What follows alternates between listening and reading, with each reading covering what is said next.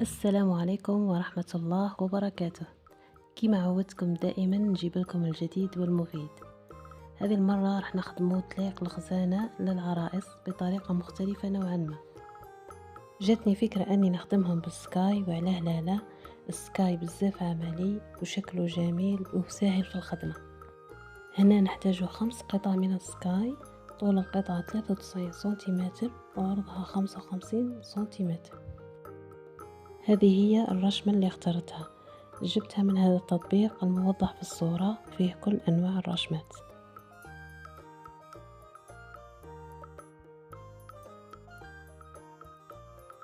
فكرة السكاي فكرة رائعة، ما يحتاج أنك تغسليه، ما يحتاج أنك تحديه، فقط تمسحيه يرجع خير من اللي كان. أحسن 1000 مرة من الفينة والكروشي اللي يتبدل لونهم مع الوقت.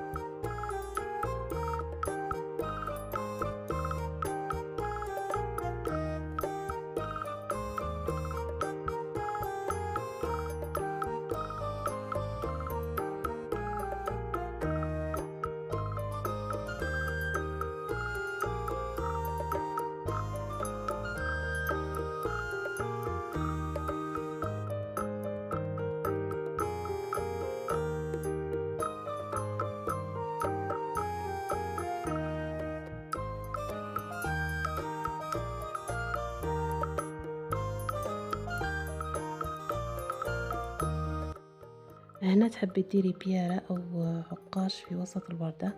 أنا فضلت أني أخليها سامبل. ولا تنسونا من صالح الدعاء، ودمتم في رعاية الله وحفظه.